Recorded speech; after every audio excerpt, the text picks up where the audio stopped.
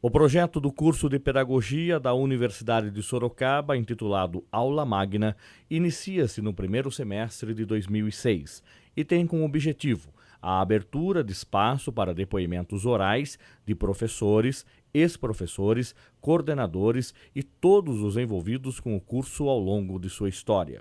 De cunho memorialístico, tais depoimentos são gravados no Laboratório de Comunicação da Uniso e estão disponibilizados tanto à comunidade acadêmica quanto ao público externo interessados em conhecer a história do curso de Pedagogia na expressão dos seus protagonistas.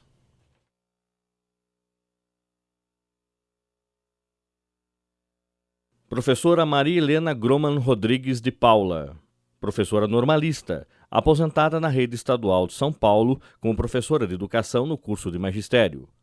Licenciada em Pedagogia e Filosofia pela Faculdade de Filosofia, Ciências e Letras de Sorocaba, hoje Uniso.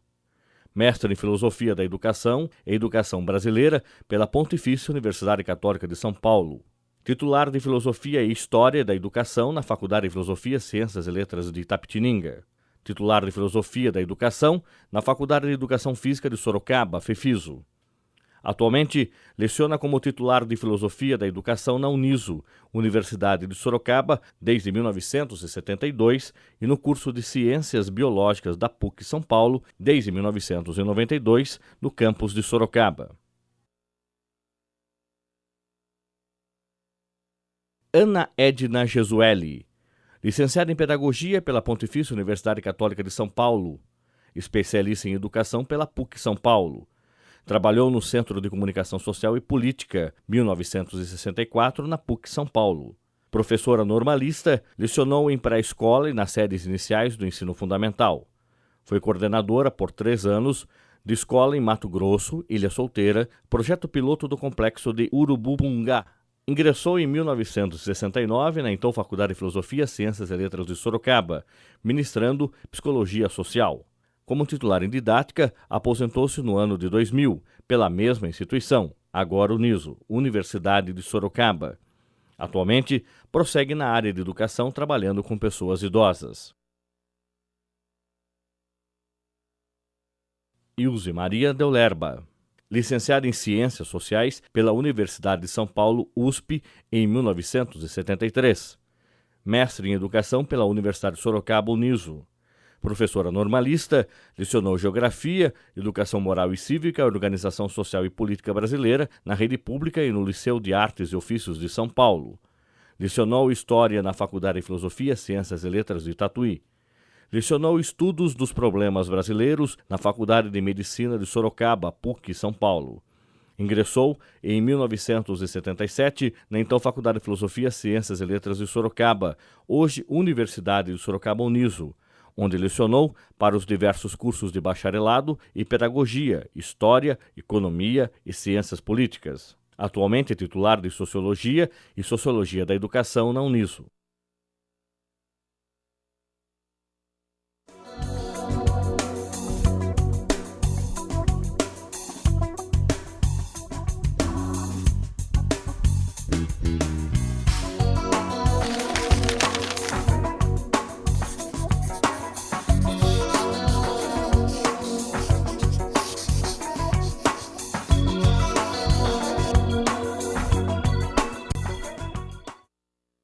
Estamos reunidos novamente para dar prosseguimento ao projeto Aula Magna, que tem uma característica memorialista de entrevistar os professores mais antigos da faculdade.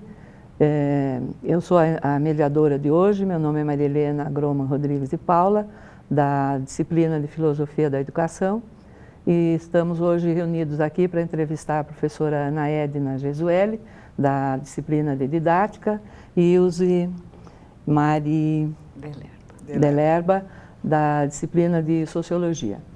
Vamos começar com a professora Ana Edna, que vai nos contar do início da sua carreira aqui na Uniso, antiga FAF. Boa tarde para todos. Eu comecei na Faculdade de Filosofia, antigamente, antes de ser Uniso, em 1969. Eu estava vindo de Mato Grosso, fazia 3 anos que eu trabalhei lá, e cheguei aqui para ver se tinha aula, falar com o diretor. E o diretor falou, que bom que você chegou, porque tem uma classe sem aula. Aí me levou e botou numa classe. E eu comecei a dar aula. E isso foi no dia 26 de fevereiro. E nunca mais parei. Aí saí de lá em 2000. E esse tempo foi muito interessante para mim, aprendi muito, gostei demais de ter feito os trabalhos que eu fiz, junto com os alunos, junto com os colegas. Enfim, foi uma época assim de ouro para mim. Ana, fale da sua formação antes de você chegar na antiga FAF. Eu fiz o curso de Pedagogia na Pontifícia Universidade Católica de São Paulo e aí fiz uma especialização em Educação. Aí trabalhei no magistério, desde pré-escola, naquele tempo chamava Jardim de Infância, trabalhei com crianças de primeira série à quarta série, depois trabalhei com a antiga escola normal, que depois era magistério, que agora não tem mais. Dava aula no estado e depois fui trabalhar como coordenadora e orientadora pedagógica em Mato Grosso, onde eu fiquei 3 anos. Aí de lá vim para cá, para São Paulo, aí dava aula no magistério e dava aula aqui na filosofia, primeiro de psicologia social. Depois eu passei para didática, aí não saí mais da didática. A sua experiência na Ilha Solteira, Mato Grosso, ela foi assim, teve uma importância não só pedagógica, como também política, não é? Dá para você contar mais ou menos alguma eu trabalhava coisa? em São Paulo primeiro numa escola do estado. Aí como foi uma época muito dura, né, foi logo na época terrível do golpe de 64, os professores mais assim ativos ou que mexiam mais com os alunos, faziam mais crítica, eram muito visados. E aí a gente foi meio que afastada. Eu realmente fui caçada do estado, fui proibida de lecionar no estado por conta, assim, entre aspas, de que eu seria subversiva. Aí não pude mais trabalhar aqui em São Paulo e fui para Mato Grosso. Lá eu trabalhava para a CESP. Olha que coisa interessante, né? Você não pode dar aula aqui. Aí fui trabalhar nas centrais elétricas, era num acampamento de peões, de trecho que se falava, que era o pessoal que fazia barragem. Eu trabalhei na barragem de Urubupungá e depois Ilha Solteira. De Urubupungá, lá a gente tinha escolas de 1º grau, 2º grau e técnico. E eu achei interessante que lá a gente desenvolveu um trabalho muito bom junto com a comunidade também e que me deu assim muita experiência, foi muito agradável. A gente trabalhava muito, mas era uma coisa que tinha uma recompensa muito grande. Os alunos, a maior parte, filhos de pais analfabetos, e foram crianças assim que se revelaram portentosas, maravilhosas, ficaram lindas, maravilhosas, todo mundo chamava atenção. Vinha gente do mundo inteiro para ver as coisas maravilhosas que eles faziam. Lá na Vila Piloto de Urubupungá, em Três Lagoas. E depois lá eu fiquei com orientação, eu fui diretora, orientadora pedagógica e coordenadora geral do ensino. Só para vocês terem ideia como foi um trabalho interessante que foi feito lá pela equipe toda, os pais analfabetos, que eram muitos, voltaram a estudar, já assim, influenciado pelos filhos.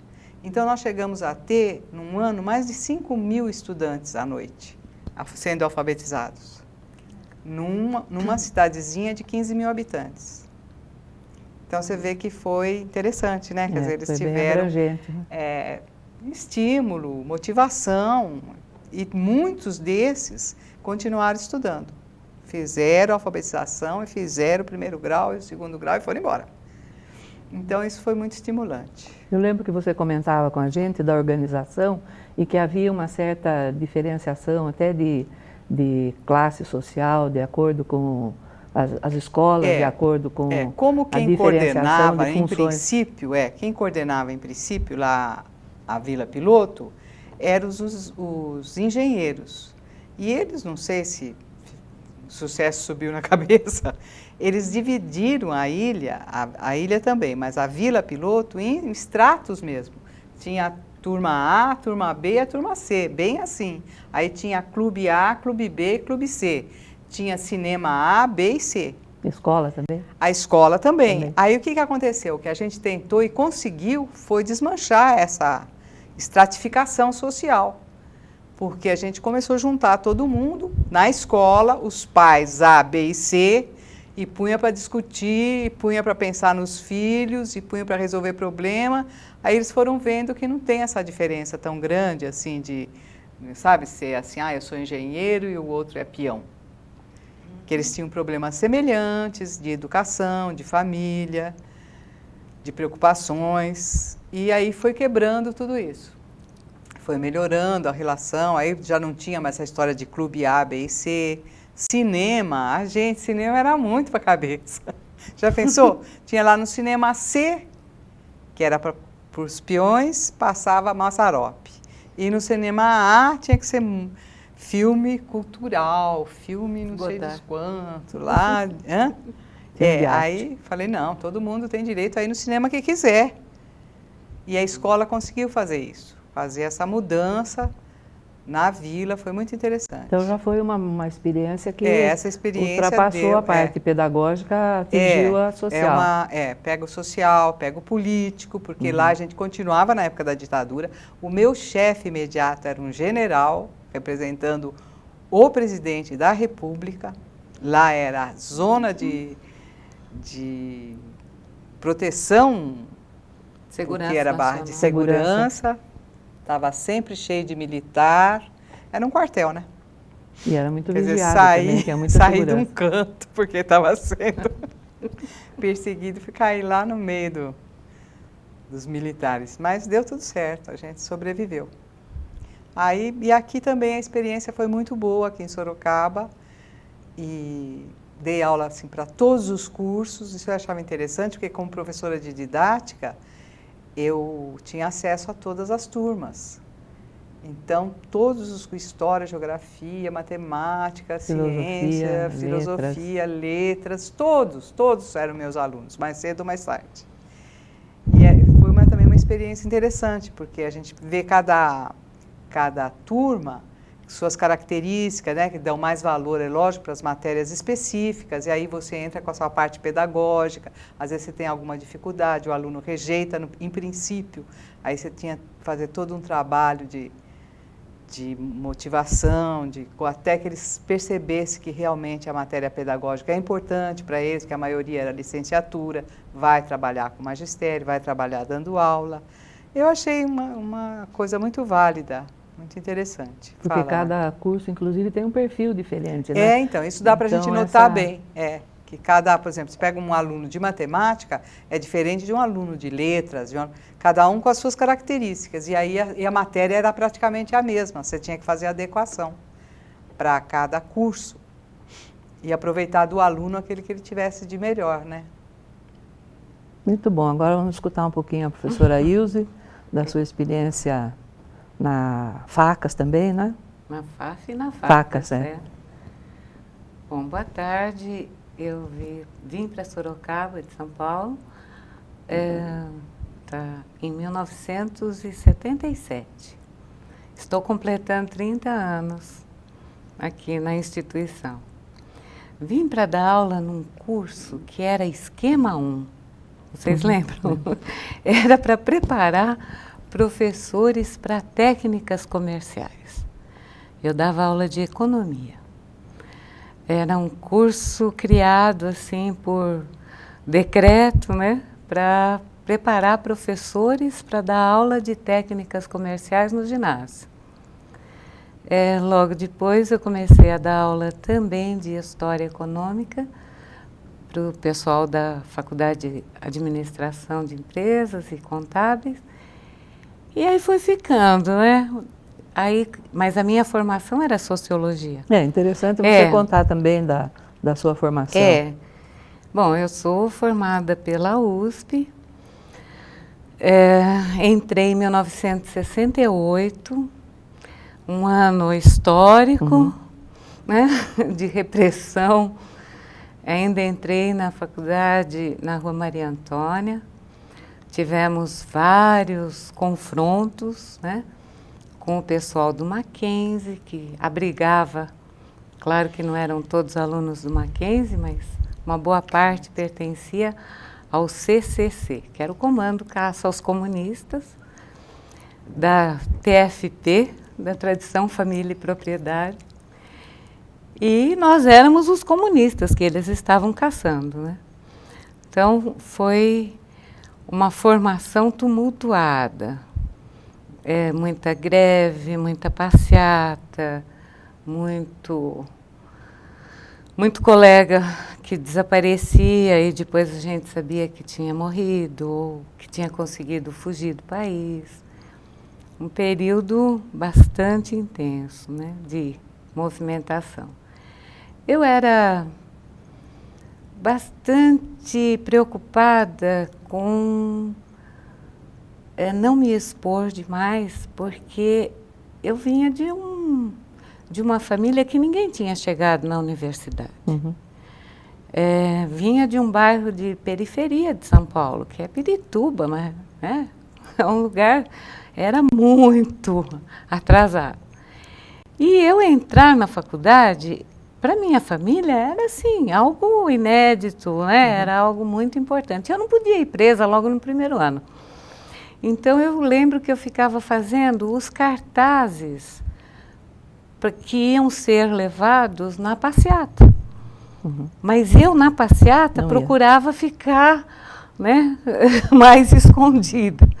Lembro da passeata que nós jogamos pedra no Abreu Sodré, que era o governador.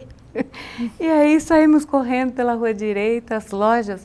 Interessante, as lojas, o pessoal abria a porta para a gente entrar e fechar, para não deixar a polícia, né, nos pegar. Enfim, minha experiência de curso superior, eu acho que eu tive tão pouca aula, né, tradicional, porque depois nós fomos mandados lá para a cidade universitária, nos barracões que eles criaram só para abrigar, né, a gente.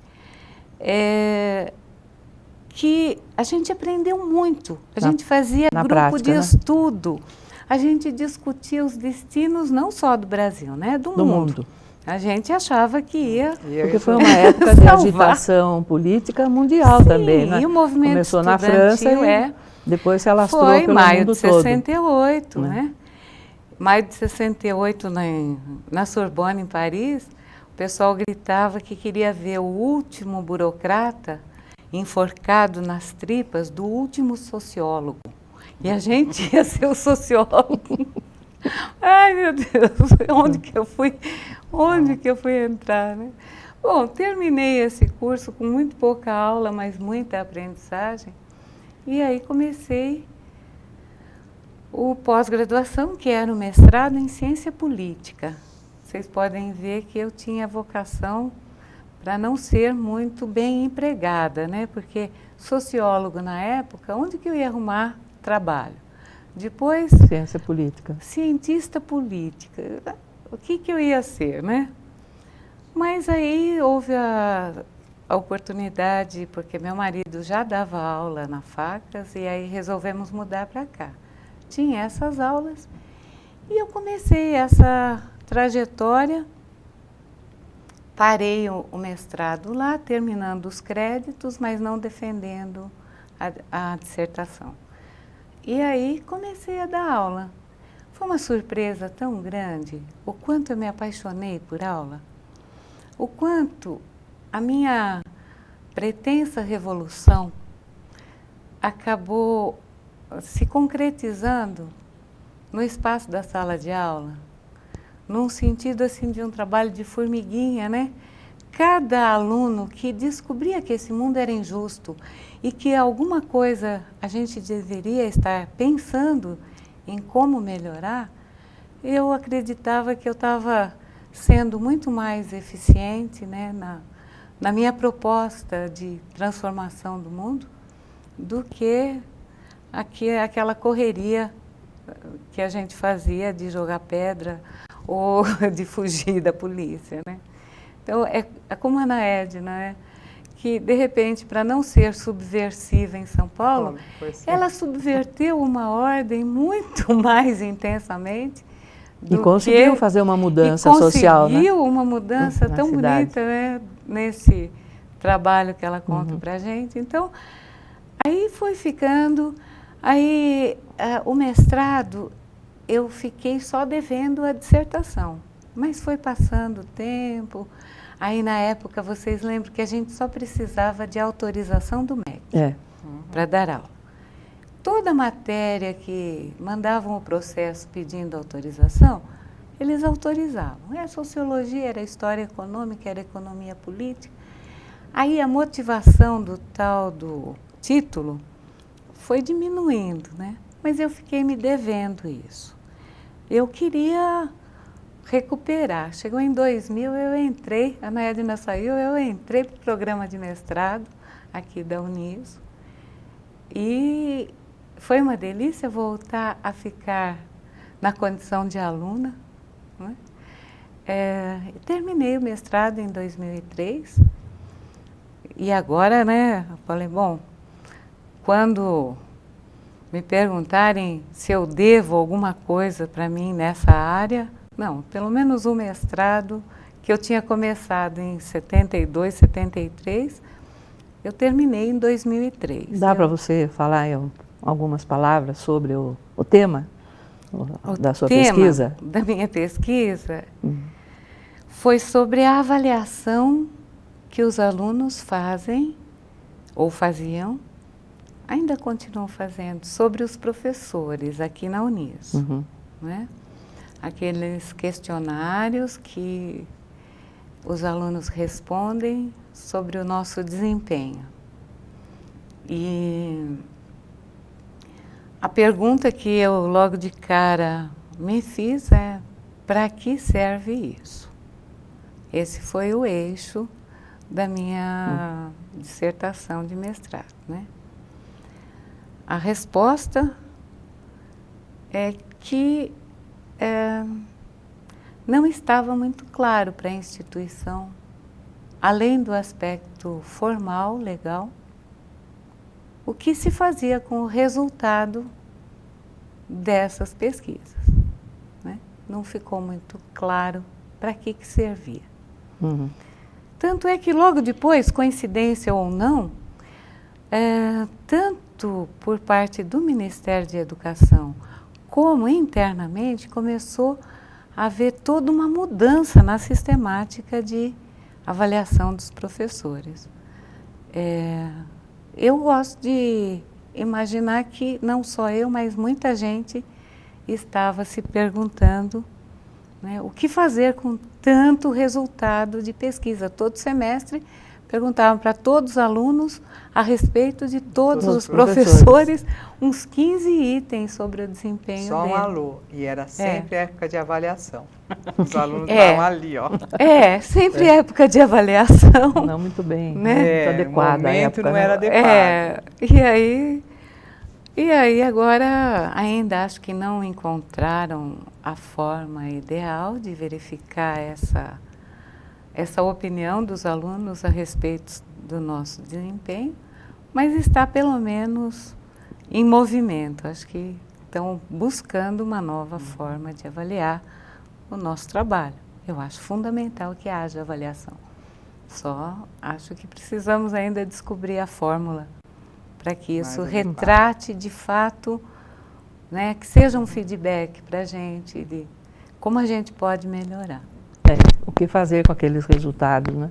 Não ficar só nos cadernos, né? Então foi mais ou menos assim que a minha formação, o trabalho aqui, estou completando 30 anos. E acho que nesses 30 anos eu vinha para cá pensando, né? A Ana Edna parou já, ela tem o distanciamento suficiente para fazer uma análise, né, do nosso começo, do nosso trabalho inicial. Como eu continuo, esse distanciamento ainda é difícil. Sabe aquela coisa de quando você tem um filho, ele está crescendo e você não consegue perceber o crescimento porque você está envolvida, né? Então, Você só nota quando a calça está muito curta, você tem que abaixar a barra da calça. Ou quando você abre o guarda-roupa e ele está vazio, porque o filho deixou o ninho. Porque o filho deixou o ninho, é verdade. Então, eu não sei, tem tanta coisa hoje diferente, né? Algumas muito melhores. E é estranho, né? Porque normalmente a gente reúne para ser meio saudosista, valorizando o passado, né? Bons tempos. Não, acho que hoje tem muita coisa que nos ajuda muito. A abençoada internet, todos os recursos. Acho que, Ana Edna, você também, Maria Helena, lembra da gente fazendo a transparência, mimeógrafo, e aqueles, eu fazia muito aqueles, como chamava aquelas fotinhos? Slides. Slides, que a gente fazia o slide para projetar. Desenhava o slide. Desenhava, né? Então, no nosso tempo era isso, a tecnologia era projeção de slide, transparência de retroprojetor, gravador. Hoje tudo isso veio depois da Revolução, né, que desovou aqui muito recurso americano, né, norte-americano, que eles já tinham e possibilitaram os acordos MEC-USAID. Mas eu acho que esses últimos 10 anos foi muita mudança. Né? Assim, foi muita mudança. Não tem como de recurso. Eu acho que isso principalmente para o aluno, né? Para o aluno. O aluno tem um mundo. Ele está mais independente de nós. Nós somos mesmo agora, de fato, só mediadores. Nós não precisamos estar preocupadas em estar com as informações. As informações ele tem a hora que ele quiser, né? Agora, tem outras coisas que, de fato, a qualidade do ensino, do nível médio, caiu. O aluno vem com menos preparo intelectual? Vem. Mas nossos alunos... Ele supre de outra forma, né? Eles... Está mais adequado o tempo dele. Sim. Aluno que não gosta de ler, mas que... Tudo bem, era um escândalo falar que um universitário não gostava de ler. Hoje nós temos que nos acostumar com essa fala. Muitos são sinceros o suficiente. Assim, não tem algo menor para eu ler do que tudo isso? E você vai buscar artigos menores, você vai tentar encontrar outras formas. Então tá bom, então assiste um filme. Tá, você quer saber como é que é o condicionamento que a sociedade faz no indivíduo? Então, tá bom, então assiste Matrix, para pensar o que ele está te dizendo. E aí a gente acaba tendo que, sendo forçado a rever valores, rever estratégias também, conteúdos. Sim, a gente vai principalmente, né? Precisando se adaptar, né? E acho que tem o lado bom que está acontecendo e tem, claro, alguns aspectos que a gente gostaria que não estivesse acontecendo, né? Mas é isso. Ana? Eu concordo plenamente com o que ela está falando. O mundo mudou e a gente vai ter que correr atrás. Sobre esse distanciamento que ela falou, como você já parou há uns 5, 6 anos, né? A perspectiva sua da instituição e da situação da educação, né, superior também fica diferente, porque a gente está dentro do processo ainda, a gente não tem condições de enxergar tudo, né? É verdade. Quem está fora tem mais perspectiva para enxergar. Você poderia falar alguma coisa sobre isso? Então, mais ou menos na linha da Ilse colocou, é isso. Eu sinto assim que o mundo mudou de forma bem acelerada, muito rápida, né? E para nós adultos mais antigos, a gente tem que correr atrás, tem que correr atrás, porque a mudança para o jovem que já nasce digitando, eu vejo aquela criancinha ali, já para eles é a coisa mais fácil. Para o adulto que não passou por esse processo, nosso processo é de livro, gostamos de ler, aqueles maçudos, né? Sim. A gente corre atrás. Corre atrás e fica atrasado. Fica. Sabe? Eu sinto assim, às vezes eu fico pensando, um professor atualmente deve penar bem para poder acompanhar a possibilidade que o aluno tem de tecnologia, do que ele consegue. Ele trabalha muito melhor com os mecanismos que existem agora do que a gente. Sim. Mesmo um professor que tenha se adequado, desde a hora que apareceu, vamos supor, o computador, ele não segue a cabeça de um jovem, né? Que se comunica melhor através da internet, por exemplo. Para nós é muito mais difícil ficar batendo um papo lá com, sabe, debatendo com o outro. O que é isso? Eu acho estranho. Falo, não, eu quero ver a pessoa de frente, quero olhar no rosto dela, quero ver os olhos brilhando. Para eles, não, ao contrário. Talvez até tenha dificuldade de ficar se vendo assim, olhando, olho no olho, entendeu? Ele prefere muito mais digitar lá e mandar um e-mail, mandar não sei o quê, receber depois, fazer... Então, para nós, eu acho que o professorado atualmente, ele tem que se adequar, tem que correr atrás e tentar meio que pensar como o aluno pensa, agir, ver o mundo, porque é uma mudança de perspectiva até, de visão de mundo, né? O mundo que nós vemos é diferente do mundo que o jovem vê. Mas sabe que aí acontece algo muito legal, que muda também a forma, o relacionamento do professor e aluno. O aluno se surpreende que ele pode te ensinar. Então eu levo a parafernália, que eu chamo de parafernália eletrônica para a aula, e aí eu começo a apanhar, e aí algum aluno fala, quer que eu vou ajudar, professora? E aí isto cria um outro tipo também de relacionamento, né? Que aproxima mais, né? Aproxima. Quer dizer, eu sei mais troca, de sociologia, né, do que a maioria deles, mas eles descobrem na prática que eles sabem uma porção de coisas que eu não sei e que eu valorizo esse saber. Né?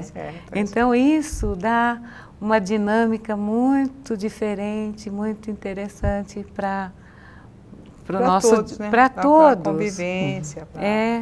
Então aquela supremacia do saber que ainda havia como resquício, né, do professor em relação ao aluno, vai se dissolvendo, acho que pouco. Inclusive a gente se surpreende muitas vezes com a criatividade deles na apresentação, né, dos trabalhos, na própria pesquisa que eles fazem.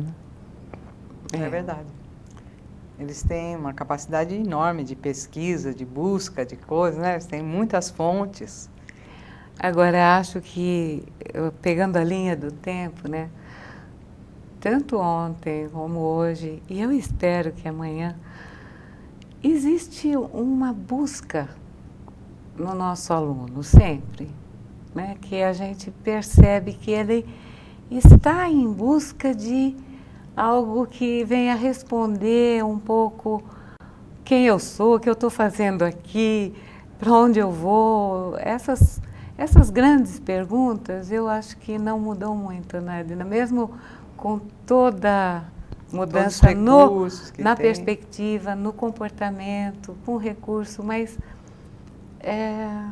acho que existe um mesmo procurar, né, uma mesma busca de sentido na existência que a gente percebe. Isso faz parte, né, da natureza do ser humano, a busca, né, de significado. Mudam as circunstâncias, né? Os invólucros. Mas o eu, né, continua com aquela tendência, né, de pesquisa, de busca. Para onde vim, para onde vou, quem sou eu? Onde estou? E acho que as questões hoje em dia que a própria vida cotidiana coloca, a vida social, elas possibilitam mais dúvidas e mais essa busca. Isso. São mais problemas para serem resolvidos. Nós tínhamos mais certezas, né? Porque as mudanças da nossa hoje época, nós temos se a gente menos pode certezas. falar da nossa época, né? Sim. Eram menor, você mesma falou, né? Eram menos intensas, né? nesse sentido que demoravam mais as coisas para acontecer e para mudar. Então, as nossas dúvidas também eram um tanto, em porcentagem, eram menores, né? Um tempo que se poderia resolver algumas coisas. E agora é tudo muito acelerado, é para ontem. Todo mundo fala, não, para ontem, eu quero resolver, senão não sei o quê, já passa para outra coisa. Né? Às vezes a gente nota isso, até nas perguntas que os alunos fazem, alguns não têm a paciência de esperar a gente organizar a resposta e a argumentação. Eu digo, calma, eu vou responder, mas espera um pouquinho. Deixa eu me organizar. E isso é fruto da geração controle remoto. Isso, né? É tudo bem imediato, né? Eles não têm muita paciência de esperar você destrinchar o problema e tentar solucionar. Se tiver solução rápida, ótimo, senão já passa para outro. Tipo, vem, vamos em frente e atrás vem gente. E quando você começa a argumentar com vários aspectos, mostrando assim a complexidade, que não tem uma resposta final, né? Eles ficam sem paciência, né? Não, mas então, o que fazer para melhorar o ensino no Brasil? Tá bom, mas olha, tem que levar em conta isto. Tá certo, mas e aí? E aí? O que a gente faz? Eles têm esse sentido, né, do pragmatismo, da resposta já pronta.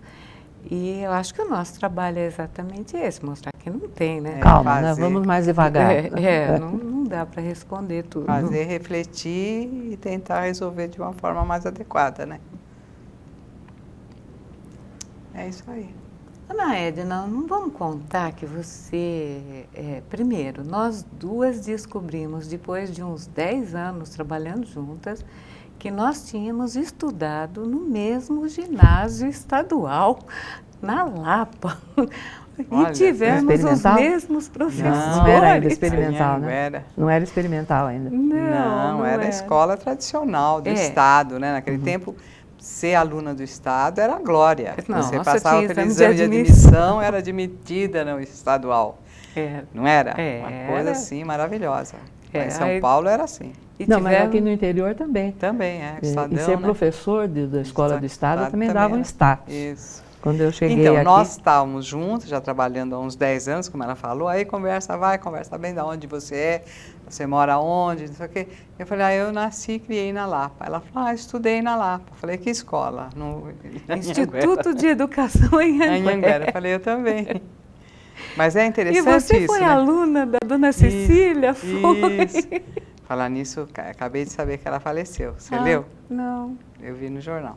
Então, esse status não era só do aluno, era do professor também. É verdade. E quando eu escolhi aqui a Escola do Estado em Sorocaba, me removi, nossa, minha mãe ficou toda orgulhosa, né? Porque veio dar aula no Estado, na Escola do Estado. E a escola tinha um pedestal, vamos dizer, mas ele era legítimo, porque ele realmente preparava os alunos, sem cursinho, os alunos iam para a faculdade, né? Que acho que foi o caso. Mas isso é uma coisa que a gente precisa resgatar, né? Sim. Uma coisa que, eu digo, nós todos, a sociedade, por que que agora os estaduais são assim, tidos com escolas assim, não tão eficientes, os professores não são bem, né, reconhecidos, como se fala, é do estadual, né?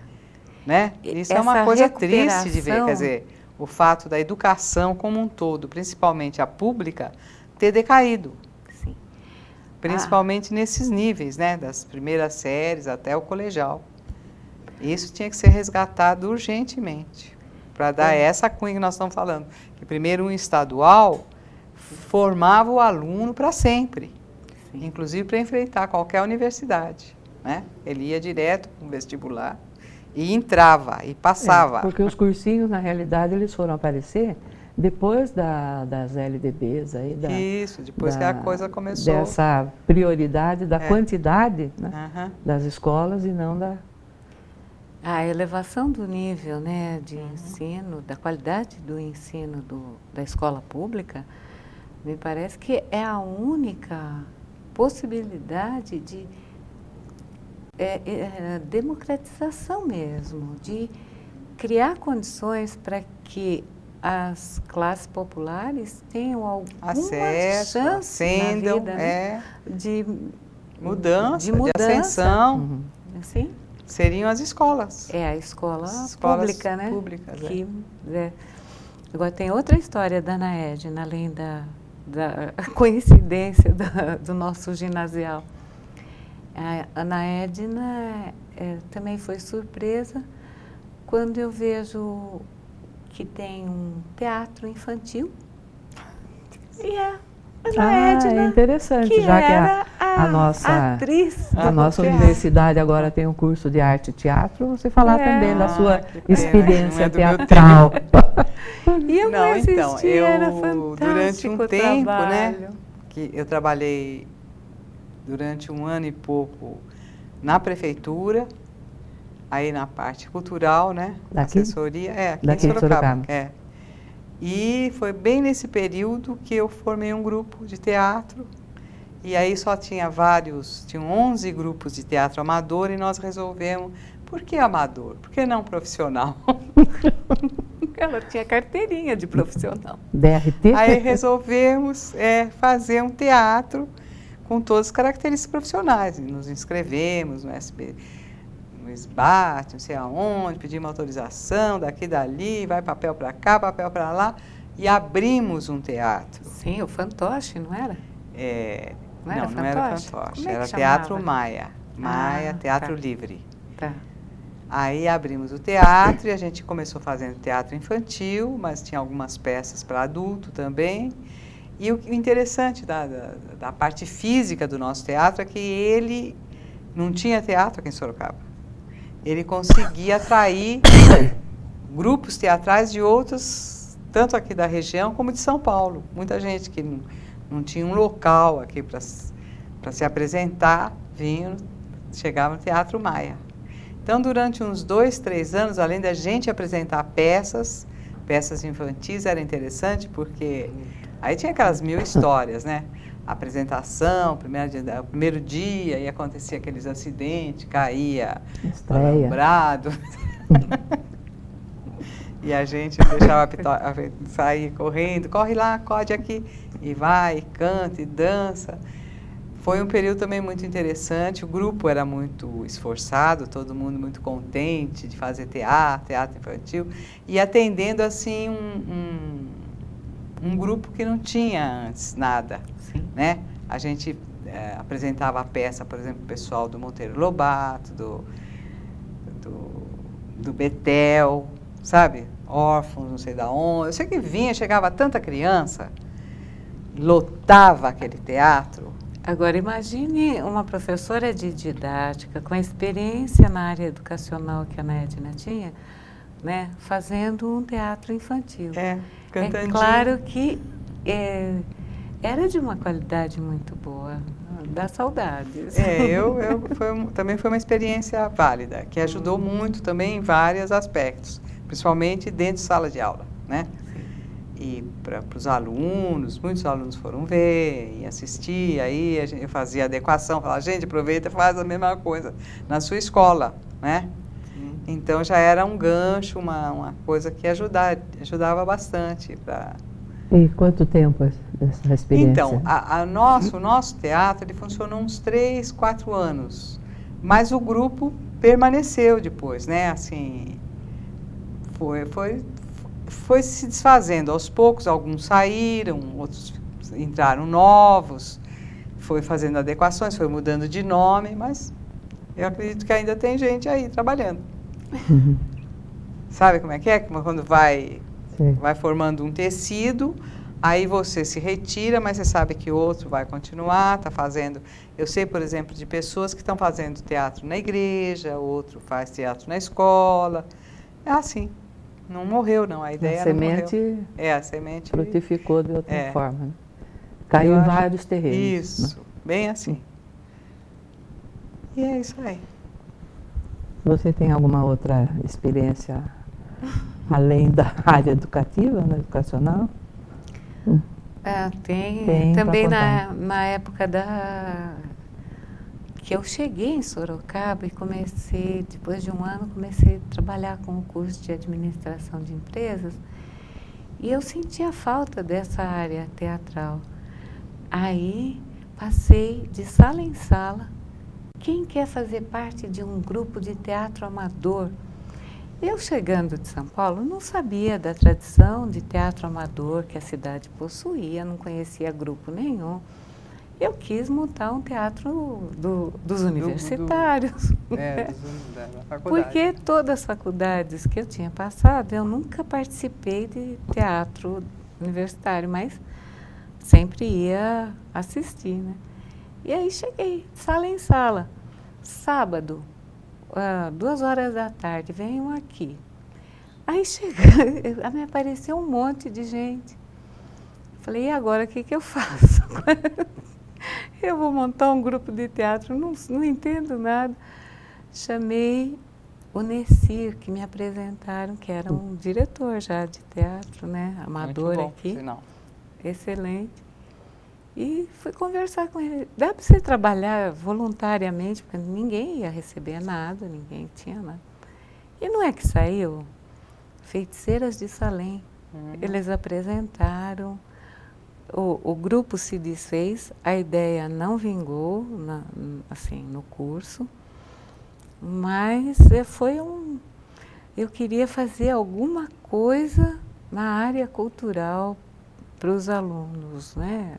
Assim, achando que era impossível não ter. Foi bem antes do grupo do Gil, né? Bem antes, isso foi em 77, 78. Né? Então, talvez depois veio uma semente com condições de germinar mesmo e ficar, e tá aí o grupo maravilhoso que eles têm, mas essa minha experiência também. Mas foi válida, né? Foi montada uma peça, apresentada. Foi. Você tem também uma experiência na área de neurolinguística, né? Fala um pouquinho pra gente. Sim. Chegou um momento em que só entender o social, assim, já não respondia mais as minhas perguntas. Eu queria saber mais ponto de vista psicológico, individual. Aí foi procurar uma formação, não num curso de psicologia, fui numa linha, né, paralela ao mundo acadêmico e fiz toda uma formação em programação neurolinguística, que me ajudou muito também na questão da comunicação. E quando eu falo programação neurolinguística, eu tenho um pouquinho de receio, porque tem tanto picareta fazendo trabalho com esse título, que eu fico morrendo de medo. A minha formação foi de mais de 700 horas de curso, com a sociedade mesmo brasileira de programação neurolinguística. Então, é bom saber que existe... diferenças. Não quero falar nomes, mas acho que o pessoal que conhece sabe que tem gente que usa um pouco do conhecimento para vender coisas, né? Objetivo bem comercial. Né? E não é o meu caso, mas foi uma formação importante para mim também. Essa da comunicação, do autoconhecimento. Dei até alguns cursos aqui pela Uniso, cursos de extensão, de como construir uma autoestima. Então, essa área também me apaixonou. Aliás, eu vivo me apaixonando, né? Por áreas de conhecimento, por pessoas. Mas acho que faz parte da vida cultural do professor, né? Eu sempre enfatizo isso para os alunos, que não é só sala de aula e só aula, né? Então, as outras experiências que a gente proporciona, que a própria instituição proporciona, eles têm que aproveitar, né? Para desenvolver todo esse aspecto, né? Então, aqui a gente teve teatro. Então, uma outra coisa que aqui a gente não falou, mas que agora falando disso, que é importante, eu achei assim um trabalho muito bom quando se reuniu um grupo de professores e fizemos um trabalho junto às comunidades. foi. Lembro. Sabe, foi Marilda muito fez interessante. parte, né? Nós éramos mais ou menos uns 12 professores, mais ou menos. Então, fala um pouco sobre essa experiência. Era um trabalho assim, as comunidades que tinham de alguma forma conseguido seus imóveis através do banco, da Caixa Econômica, eles tinham um resíduo que tinha sido pago e não tinha sido aproveitado. Então teria que se verificar o que essa população de cada bairro que tinha esse resíduo a haver poderia fazer com esse dinheiro. Aí nós trabalhamos, né, nós professores, alguns alunos, muitos alunos ajudaram. A gente ia todo final de semana, eram 11 comunidades. Aí alguma comunidade não tinha, por exemplo, associação de bairros. Então a gente formava a primeira associação de bairros. Enquanto isso, você trabalhava com a criança, trabalhava com a mãe, trabalhava com o pai, fazia grupos para se organizarem, para fazer associação, para reivindicar o que seria bom aplicar esse dinheiro aonde. Vai fazer uma oficina de artesanato para o jovem, vai fazer um campo de futebol, vai, sabe, discutir assim. E a comunidade resolvia. A comunidade resolvendo. Como aplicar aquele dinheiro. A gente só ia, fazia orientação, discutia com eles, formava, né, aquela base da comunidade.